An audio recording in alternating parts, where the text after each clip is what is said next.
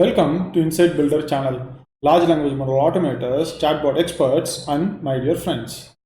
Rasa actions in action, giving power of Python to the chatbot. Building Rasa CalcuBot with actions. What we are going to do in this particular discussion is we are going to create a calculator that is going to be inbuilt into the chatbot. So the chatbot will be asked to make some calculations for us, like we'll be giving such kind of sentences to the chatbot, and the chatbot has to respond with the answers. And to create such a chatbot, what we are going to do is we are going to use Rasa's actions server, and in the backend we are going to write Python code. Before we dive into the code, I would like to give you some brief about why actions and the various types of actions that is present inside the Rasa framework.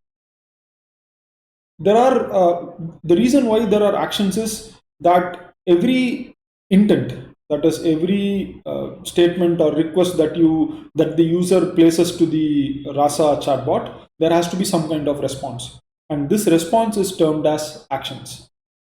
In Rasa framework, there are 5 different kind of actions. To begin with, there is response. We have seen this kind of actions already in our existing videos that I've already posted in the same playlist. Take a look at the earlier videos if you have not done so. That will give you a heads up. Second, there are custom actions. This custom actions allows us, that is the developers, to run arbitrary code inside the Python environment. In order to make this customs actions work, there has to be a separate actions server. We'll be seeing how to initiate that in the next slide. Apart from the customs actions, we can also have forms that ask for certain details. Like for an example, the form can ask for your name, address details for filling up certain information, or it can ask for the credential details for working with the APIs at the backend, or it can ask for the table details for accessing the backend database. All these things you can code. The idea of this particular discussion is to show you what exactly happens at the backend inside the server and how you can actually learn and do things really fast. Coming to the other two, the default action and the slot validation actions. These are all additional default actions are available by default in all the Rasa servers that gets created, and these default actions can be overridden by your own code. The slot validation action and the forms work hand in hand. Even you can work custom actions and slot validation actions together. These slot validation, as the name suggests, will check whether the slot has been filled with the appropriate data. As you will see in the CalcuBot that we are going to develop, you will see that there are certain places where the validation actually matters a lot. You might be still thinking, okay, the action servers are fine, the custom actions you explained to us, but how is the inputs are really given? I mean, the inputs we are taken using the slots, entities, and intents. We have already seen in the earlier videos how you can use the entities, how you can train the entities to place the data that the user provides into the slots. This is how we are going to take the input. But after we take the input, we have to still process it. That is where the custom action comes into picture. So the custom action is only going to process the data. And in order to process the data, we need to get the input, and for that there is something called as a tracker object. The actions.py Python script inside the Rasa framework will help us to do this specific activity. But how to start the Rasa action server? To start the action server, there is a separate command called as Rasa run actions. You can use the debug switch to debug the server also. Once you run the Rasa run actions, that will be a separate server from the Rasa core server. So there will be 2 different servers that is running. And when the chatbot has to connect with the actions. The Rasa server will send a post request to the action server. This is one of the important aspects of the action server that you have to understand. So the Rasa core server will keep on running. Only when there is a specific custom actions that needs to be called, that time the action server will be connected using the post request. It's not that you have to use the Rasa action server only. You can always use other action servers if you have legacy codes. Only thing is the APIs has to be provided as per the Rasa chatbot required API spec. These details are available in the documentation. I am letting you guys to actually explore the documentation. So initially when I was looking at the Rasa documentation, I was facing some challenges. But once I understand the idea of intents, idea of actions, the how entities are working, then the documentation becomes really easy. So if you have already if you have already looked at my earlier videos, then I'm pretty sure that you'll be at home with the Rasa documentation. And if you have any comments regarding your doubts or anything, do post it in my channel. I will try to support you guys.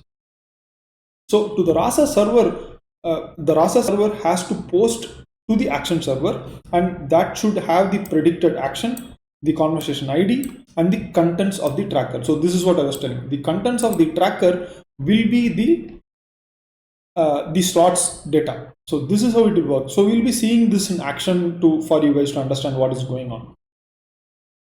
I believe that you like this video. Do leave a like, share it with others, and subscribe to my channel for further discussion on not just Rasa framework. I cover extensively on the open source Python ecosystem and the large language model ecosystem and open source models. With that said, let us actually move to the code. The code for this particular CalcuBot is already available in the GitHub repo. So I'll be sharing you the GitHub repo link in the YouTube description. So you can find that there. And in my folder, in my system, it is under Rasa Tutebots calculator. This is what this is where we are going to see the code as well as execute the code. Before we execute the code, I would like to show you what exactly happens and what you are going to learn. Let me run Rasa shell so that I've already coded it, and I'm going to walk you through the code as of now because the amount of code that required is little large. So I'm not going to live code it in this discussion. Let's begin by looking at the output that you will get. So the model Mary power set is getting loaded here. You can see the model getting loaded, and then we have a warning that is coming up. This is a usual warning that comes up for any of the experimental features, and we have your input. I am immediately asking. I am usually starting with a hi. So the bot responds, how are you? I say I want to make some calculations. And you see the bot is responding that need to calculate something, throw me the numbers. So I say, okay, add 25 with, okay, and immediately you see there is an error coming up. So you might be surprised, Kamal, you told that you are going to give us some kind of a good demo. Okay, the reason why this error has been thrown is that once I actually call this particular add function, it will go to the custom action. So it is actually searching for custom operate nums action, and it couldn't connect to the server because I did not start the server, right? I told you that there should be 2 servers. So what I'm going to do is I'm going to start the other server right now. So Conda activate, and I'm going to activate the Conda environment in which the Rasa library is installed. And then I'm going to go again to the calculator folder, and here I'm going to say Rasa run actions debug. Now the action endpoint is up and running. So you see the server of the action server port is 5055, while the port of Rasa core is 5005. Just a minute, let me take a look at it. I think it should be somewhere here. Just a minute. Yeah, here it is. So you can see that it is 5005. the Rasa core is running on 5005 and the Rasa action server is running on 5055. If you guys want to look at the output inside the Google Chrome or Mozilla Firefox, you can actually use 127.0.0.1, that is localhost, and connect it to 5005. You can experiment it and see what comes up. Okay, now you saw that there was an error, but again, let me start. I'm saying hi, and I'm saying I want to make some calculations. And you say, okay, I am a calcubot. I can add, subtract, multiply, and divide. Tell me what you want to do. Okay, add 685 with 758. And you see that it is able to provide the output. And you guys can check the output also. This is a proper addition that is happening between two numbers. If I say divide 562 with 56, you will see that it is giving the output also. And you see that even if I say divide 562 with 56, you'll see still the same answer is coming back, and I am using the division symbol. And in case you might be wondering, so what will happen if I do something like this? So if I say divide, and if I say 562 multiplied by 56, okay, still it is dividing. So you might be still wondering, Kamal, you are giving a very conflicting command to the chatbot, but the chatbot is still able to properly use the first part of the command. So how is this happening? We will be diving into this, but before actually going into the code, I want to break this bot and show you what will happen if you make any mistake. So instead of using divide, if I say give me the difference of 26 and 56. So here the answer, the subtraction is also getting returned. So difference of 26 and 56 is minus 30. Subtract, if I make a mistake here, if instead of using subtract, if I say subtract 566 from 66, you'll see the operation requested is complex for me. Try a different bot, meaning it's not able to understand what the command is because I made a mistake here. So if I use subtract, if I simply use subtract, and if I say 566 from 68, you'll see it is able to respond. Why this is happening and how this bot is actually working at the backend, that's what we are going to see next. So for that, we are going to go to the code. The code is all available inside the calculator folder. Let's dive into the domain.yml file. It all starts with domain.yml file when it comes to Rasa chatbot. All the intents, slots, entities, and the actions, responses, everything has to be first of all defined here. In the beginning, domain.yml file can be a little bit intimidating and confusing, but once you know what are these responses, entities, intents, then you'll be able to navigate the chatbot as easily as possible. Let's continue now. If you are going to start a new chatbot project, you will get only the domain.yml intents up to number 10. So the intent want underscore calc on line number 11 and line number 12 do underscore ops was created by me. It was defined by me. Following that, I defined 3 entities. So these entities will not be defined by default in the domain.yml file. You have to define it. Entities, under that I have created 3 entities, num1, num2 and ops. Following these entities, I have created slots here. So in the slots, I have created 3 slots. I have created num1 slot, which is having the type of text, and I am telling that it will influence the conversation, meaning if the number is not given to me, then it will not be able to proceed further. So what I mean by this, let's go here. If I say subtract 566, and you'll see that it is giving me an answer, but it is actually using the data that I gave it earlier. So it's not actually throwing an error. You see this? It is not actually able to get the second response, second number, and it is directly using the earlier number. So such kind of inconsistencies will happen. For this, we need to use slot validation. And also, when you are going to say influence conversation, if it is not able to extract any slot, you can actually make it to throw an error also. Following that, we have mappings. In the mappings, I am telling that this particular slot should be mapped to the entity num1. This is what I am declaring here. Following that, I am creating two more slots the same way, that is num2, and finally I have operations. The num2 slot is mapped to entity number 2, that is the numeral 2, and the operation is mapped to the entity ops. So we have declared the intents, entities, slots. Next, we are going to declare the responses. So here, what I'm going to do is I'm going to declare one response. The first response is utter I am calc. So the idea here is that if a user comes and asks that he wants to do a calculation, then there should be a response first of all from the bot telling that okay, it can or it cannot.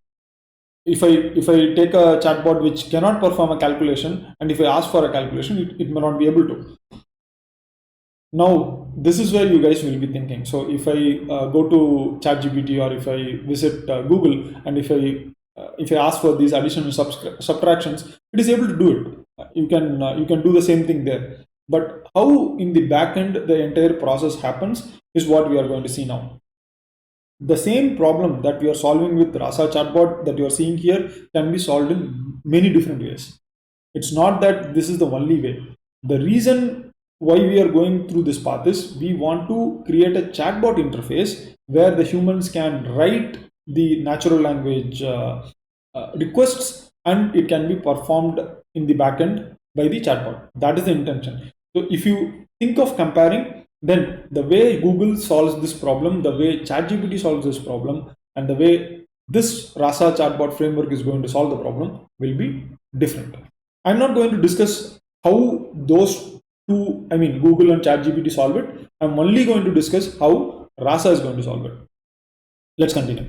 So here there are two utterances. So one utterance says that I am a calcubot. I can add, subtract, multiply, and divide. So it is clearly telling I can only do these 4 actions. And the other one, it is saying, okay, I need to calculate something, throw me the numbers. That's the responses. And finally, this is one of the important areas, actions. In statement 67, you can see that I am declaring actions, and the action name is action underscore operate underscore nums. So the actions have to be prepended with the action underscore word. The response should be prepended by the word utter underscore always. All the responses, if you see, are prepended by the utter underscore. You can see that, right? Unlike other variables, I mean other features here, you don't need to prepend anything for the intents or entities or the slots. You don't need to prepend anything, but for the responses and actions, you have to prepend it, or else the Rasa core will not be able to understand what we are trying to tell. We have defined all these things. Next, what we need to do is, the process is we have to give the data so the model can learn. For that, we will have to go to the data folder of the calculator bot. So let's go to the data folder. Inside the calculator bot, there is a data folder. Inside that, we have to go to NLU.yml. In case of NLU.yml, by default, there will be an YAML file that is provided by Rasa development team once you install it and once you start the project. What we are going to do is, on top of all those intents, we are going to add our intents. So our intent is do underscore ops and want underscore calc. Here for want underscore calc, I have provided some examples. I have given that can you calculate something, will you provide some calculations, I need some calculations to be done. So any of these kinds of text is or the statement is written by the user, then it will be classified as want underscore calc. If you guys want to understand more intuitively how this intent classification is happening, I discussed this in the earlier video. Do take a look at that. You will get a clarity, because the entire chatbot Rasa framework is solving the problem of classifying the intents and then predicting the next action.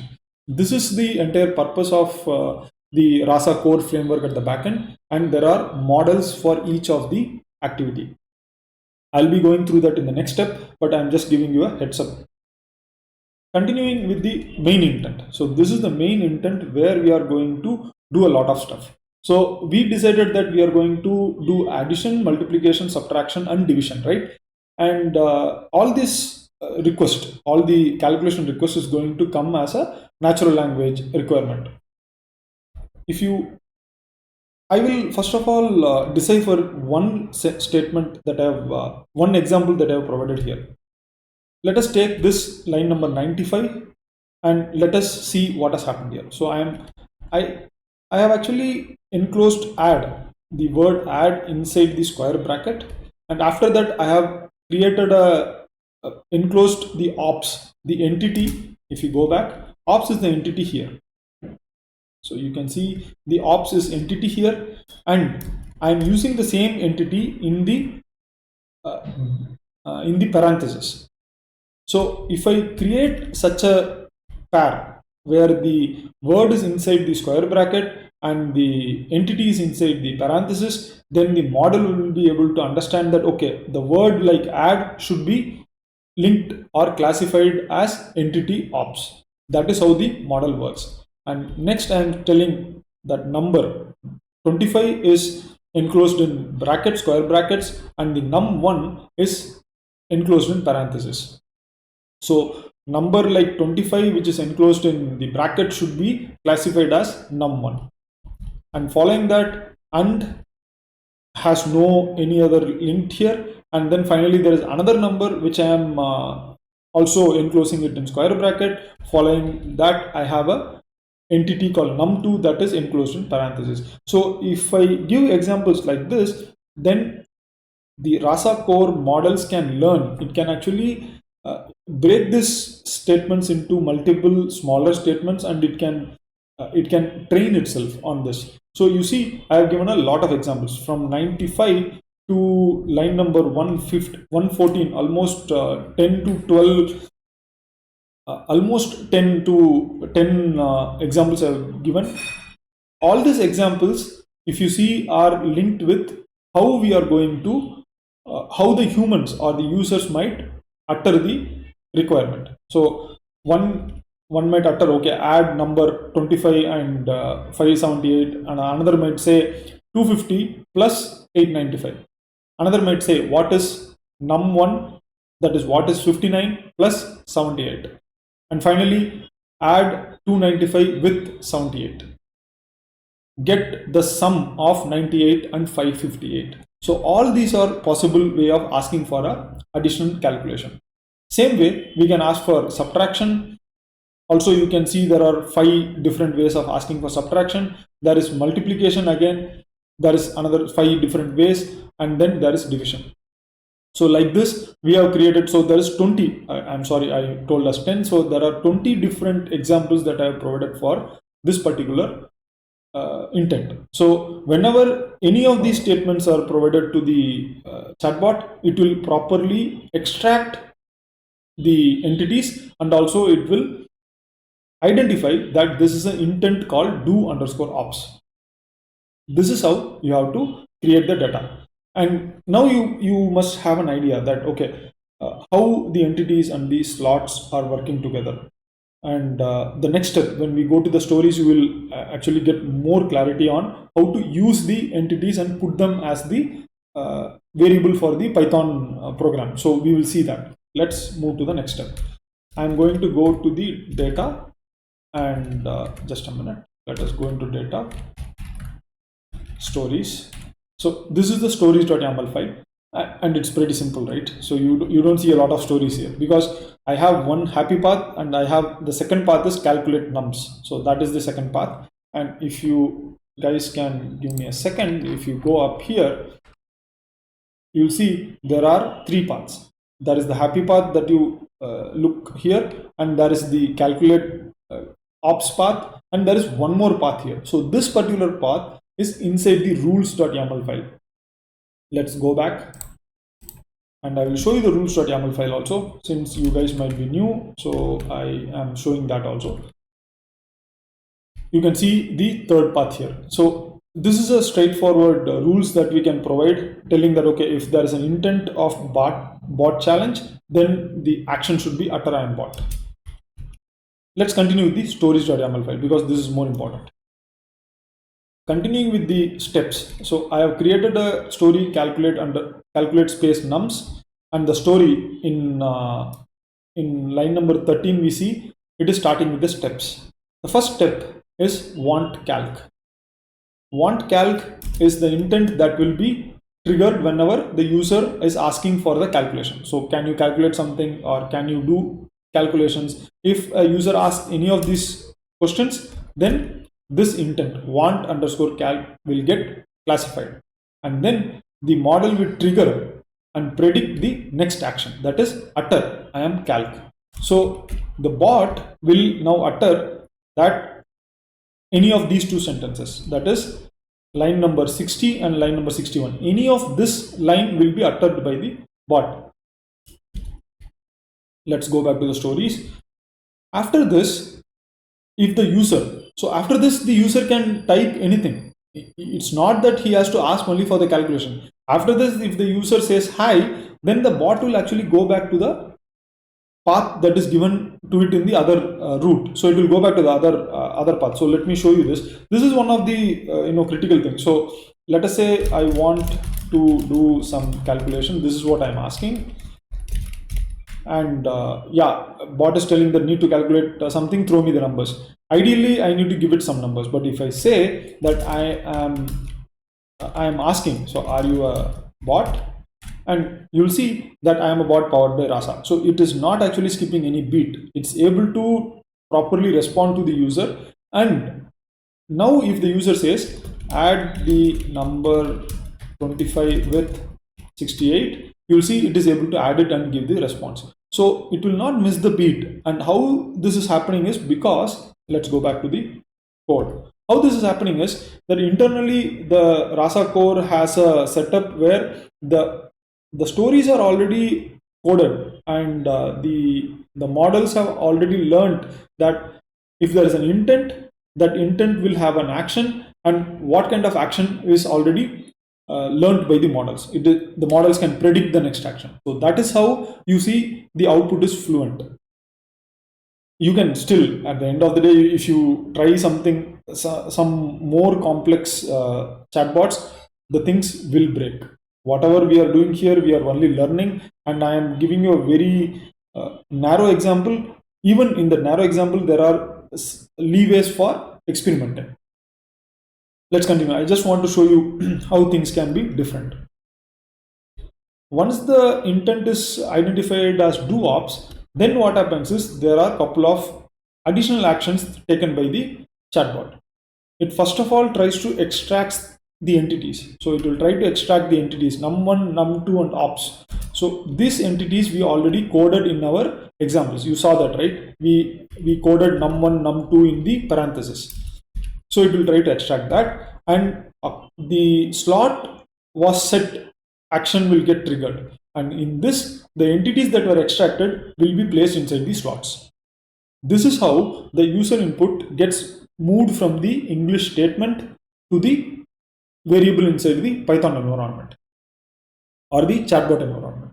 After that, after this entire process is completed, then action underscore operate underscore num action is triggered. This is where the action server comes into picture. So let us go to the action server. So here you see that there are lots of actions that has been triggered. You can see this here, right? So the last action, the finished action, that is action underscore operate underscore nums.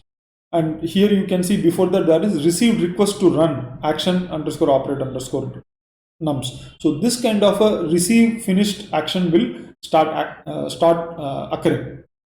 This is why I was doing the debug of the action server. So now you understood that what is happening. But what is really inside the actions.py and the actions.server? That will be inside the actions folder. So let us go to calculator, actions, actions.py. So this is where the actual Python code is. So you can see already that how the magic is happening. This particular function, this particular script actions.py will be default provided by the Rasa new project. All you need to do is you have to come to line number 10, line number 12 and 13. This will be commented out. You need to uncomment it first.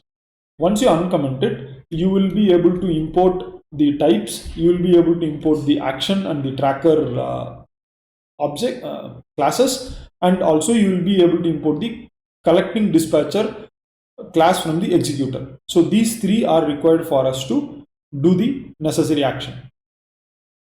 The class that we have to declare is action operate nums. So this is the action operate nums is same as the action name that we have provided in the domain.yml. So here you can see that the action that we are returning is also action underscore operate underscore nums. So these things you have to maintain the names, or else the chatbot will not be able to connect these connect the action with the appropriate class. So keep this in mind. Do not fiddle with these names. So maintain this as it is. The things that you can fiddle with is what I'm going to show you. The line number 25 to line number 27. This is where we are trying to get the data from the slots. In the last, when I was explaining the stories.yml, I told you that the moment the intent do underscore ops is triggered, meaning the user has sent a statement telling that, okay, add 25 with 47, the intent will be triggered. It will capture the entities, that is the number 25 and 37. It will also capture the ops, that is add, and it will move all these things to the slots. After that, in the action server, the Python script has to still get these values, and then it has to operate on it. So in order to get that, we will be using tracker.getSlot. This is how the backend works for getting the input from the user. So these three lines, 25 to 27, is the key steps for getting the user input. Once you get the user input, it's a simple Python code. After that, what I'm doing is I am writing a if else loop here, where I am checking the operator, whether it is a sum, or whether the operator is plus, or operator is add, or operator is equal to plus in written in words. And then if that condition is true, then I say output equal to integer of num1 plus num2. You might also see that I have a try except block here. The reason for try except is, in case if the user is giving, instead of number, if the user is giving us some other information, then what will happen is the Python code will actually error out, telling that it cannot convert the integer to, it cannot convert the string to integer. In order to avoid such errors, we can actually try except this this particular action, that is output equal to int num plus int num2. We can try accept it, and whatever exception is coming out, I'm just blindly telling, okay, recheck your input. If there is anything wrong in the numbers that is provided, the bot will say recheck your input. Same way, you can see that I am checking it for difference, that is subtraction. I'm checking it for multiplication. I'm checking it for division.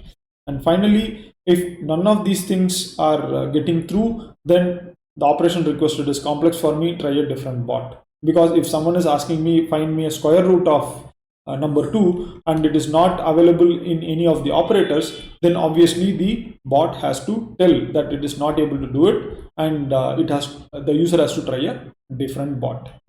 After all this, the dispatcher can be used, dispatcher.utter message can be used to send the output. So here is the output that we are sending. The output here, the output that you see here is this output, and we are using the simple Python string function, the string literal function, where we are using the f, and along with that we are placing the variable output inside the output, and we are getting the data here. So that's how we are getting this output colon 93.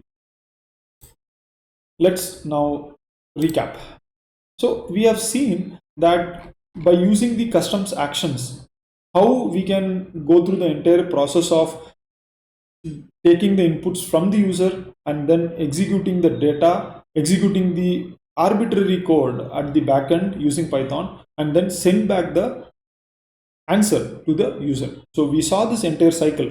We saw how the slots and entities intents are all playing the role. We also understood how NLU.yml and stories.yml file works for getting the data and providing the necessary data set for the models to learn. Finally, we understood how the action server is working. We have not actually dived into the API specification of this action server.